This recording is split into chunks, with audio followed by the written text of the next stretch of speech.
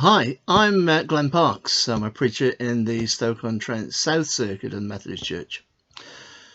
It would be easy, wouldn't it, to get depressed about the world given the events of the last few months, more so the events of the last few weeks, in fact. As if the effects of the virus aren't enough to bring us to the brink, given the loss of life, the suffering, the isolation, the economic hardship, and much, much more. We now have civil unrest, which started peacefully but's now been taken over by extremists from both wings by the looks of it. It's easy to view humanity as having a bleak future. Yet I try to view people in a good light because I know that the vast majority of people are good. I know this because I see on a daily basis random acts of kindness which give me a lift. If there's one thing that shone through as something positive through this pandemic, it's communities pulling together to help people who are struggling.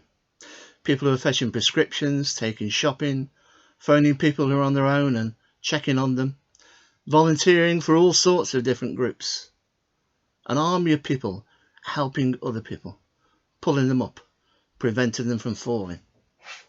A few years ago now, well, more than a few years ago actually, I was introduced to the work of Cormac Russell. He came to the Bridge Centre in Birch's Head to explain the principles of ABCD. Not the alphabet, by the way. It's Asset-Based Community Development. And this turns our thinking on its head because instead of looking at what's strong in our communities, ABCD, Asset-Based Community Development, looks at what's strong. Not what's wrong, but what's strong. We all have gifts to offer to our communities. ABCD moves from a deficit-based approach to life to an asset-based approach. So it's not looking for problems, it's looking for possibilities. It's not looking at what's missing, it's looking at what's there.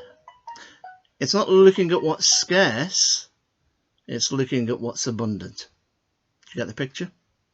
Now, can you imagine if we approached life that way, if we viewed our communities that way, if we viewed our churches that way? Over the last 3 months or so, we've had to learn new ways of being and doing church. And whilst we've got to approach that from a deficit frame of mind, oh, we're missing our church, we're missing seeing each other, we're missing singing. If we turn it on its head and look at what we've been able to do, if we look at what's strong in our current plight rather than what's wrong, then we can get so much more out of our lives day by day. Let's accept that we can't do church the way that we've always done it. Maybe we'll never be able to do church the way we used to do it. But maybe God is saying to us, you need shaking up. You've lost sight of what I wanted you to do. Let's freshen things up a bit.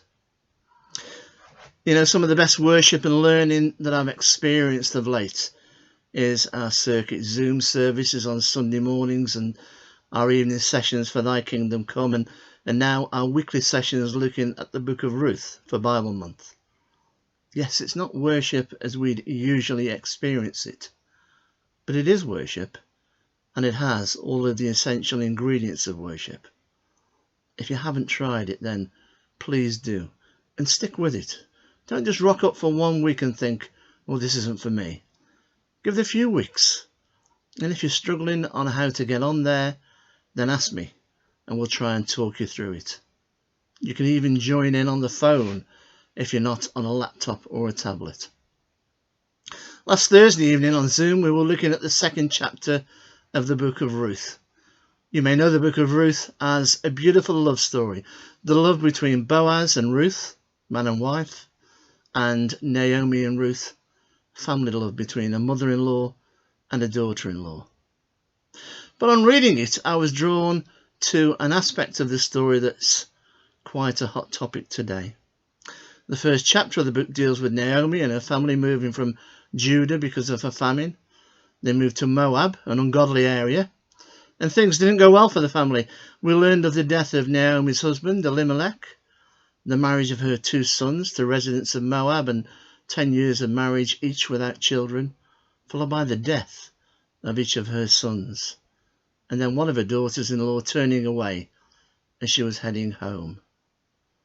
But at the end of chapter 1, there's a ray of hope shining, because it says in the Bible they arrived in Bethlehem, Naomi's home, at the beginning of the barley harvest. They being Naomi and her faithful, loyal daughter-in-law, Ruth. And as chapter 2 goes on, Boaz comes into the picture, and we read on from there. But as we open up chapter 2, in verse 5, we hear these words: "To whom does this young woman belong?" We've heard much about ownership of people in the protests that have taken place over the last week or two in connection with the slave trade. Now, I'm not for 1 minute suggesting that Ruth was a slave, but it's certainly true that in our world, some communities and countries, and it happens in our country often under our noses, some people don't value women as they should, and that even now women are owned by gangmasters.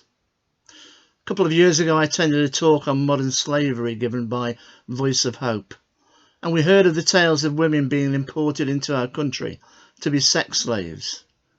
They had no freedom of choice. They were owned by vile, unscrupulous people.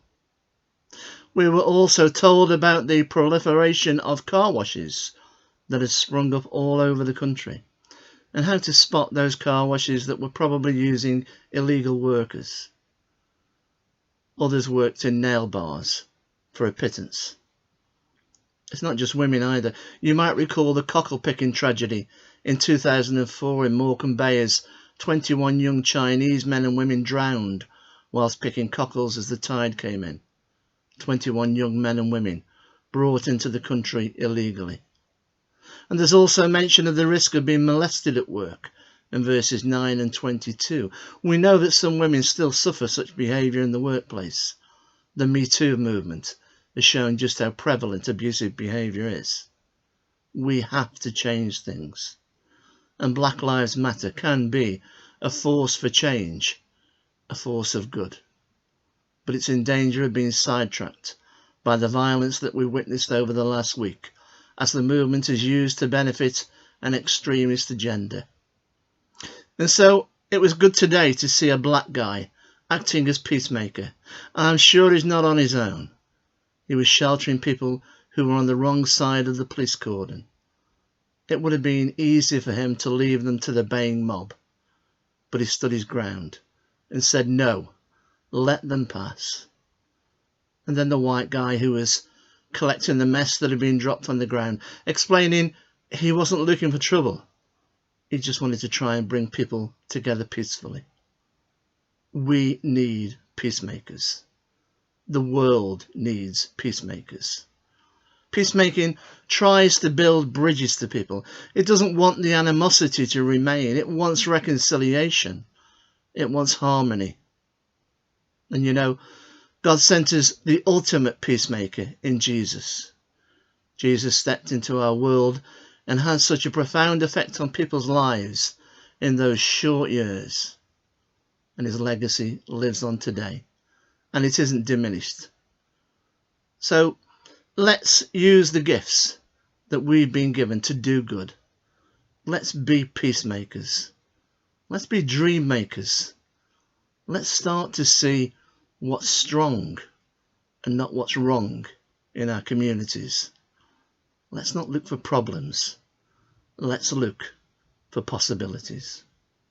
Amen.